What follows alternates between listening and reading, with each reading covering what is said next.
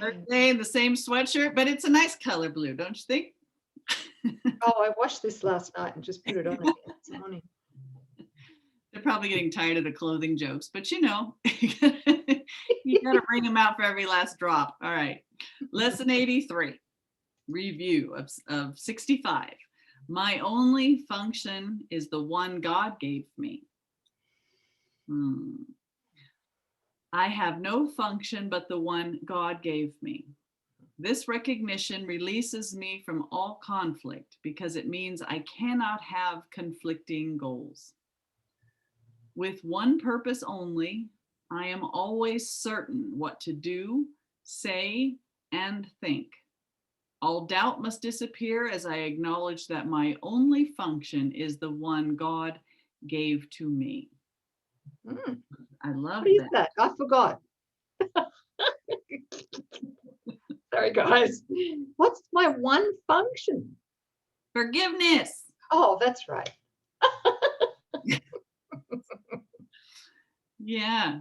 I just love that, though. It takes like this enormous weight off of our shoulders, right? So as we practice forgiveness and come into alignment with the holy self, then, you know, everything becomes this effortless flow of life. And we're not, we don't have a conflicting goal. There's nothing to get, there's nothing to seek or strive for. We're simply forgiving illusions and allowing true perception to arise. And that's the happy dream, right? That's where relationships become holy and lack turns into new rivers of abundance. And you know, there's joy and peace where stress and anxiety used to be. So that's lovely. We just have one function and we fulfill that perfectly. Everything else is done for us. That's it. Yeah. And then opposing that, if I'm triggered, yeah, yes, and I want to go down the rabbit hole with that, right, that's my choice to be triggered. Yes. Then all of a sudden, I am a will apart from God. In a dream.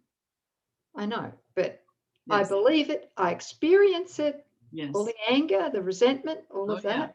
Yeah. And then I make myself a will apart from God, an illusory one. Yes. Okay.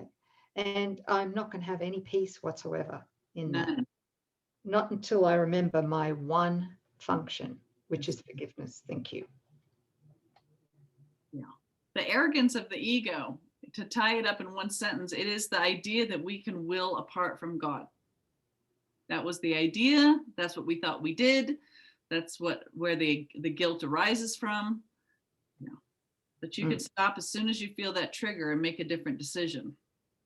So if I'm a will apart from God, God must be my enemy. He must be pissed. Trying to usurp his throne, right? Yeah.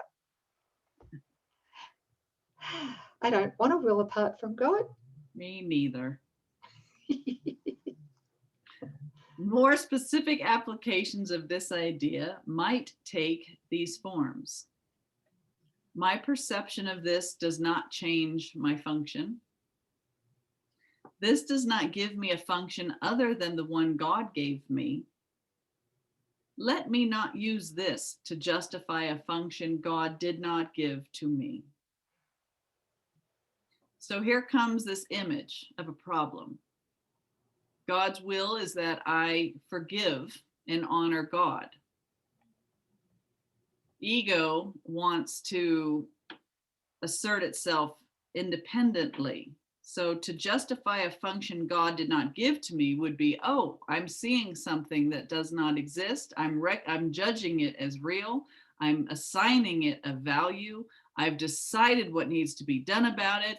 I will go on about fixing it, and then I will whip myself because I failed, because all wills apart from God are erroneous and must end in failure, right? So you've got to know that one well. Yeah. Yeah, choose. What are you? How you respond to this is what you think of yourself or what you value, right? Okay. All right. 66. My happiness and my function are one. Woohoo! Good news. All things that come from God are one.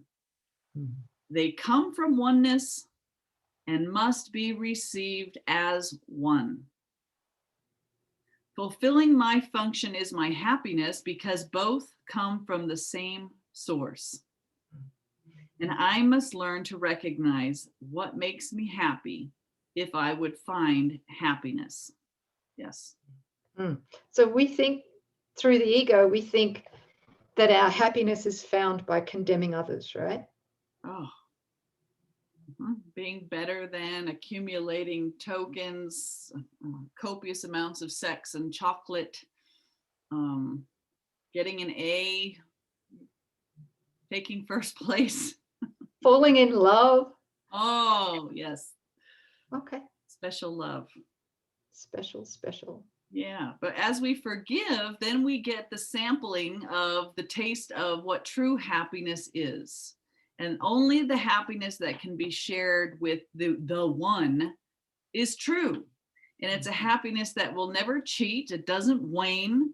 It doesn't have degrees. It's full on just total joy. But you won't know that until you're willing to perform the function that God gave you. When you do, you have opened up to your true identity, which is undivided joy without opposite. It is your innocence. It is your safety. So that's where your true happiness lies. Some useful forms for specific applications of this idea are: this cannot separate my happiness from my function. The oneness of my happiness and my function remains wholly unaffected by this. Nothing, including this, can justify the illusion of happiness apart from my function.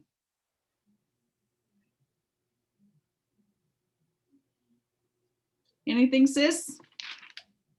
Just feeling into those statements. Yeah. My happiness and my function are one. Forgiveness and happiness are one, right?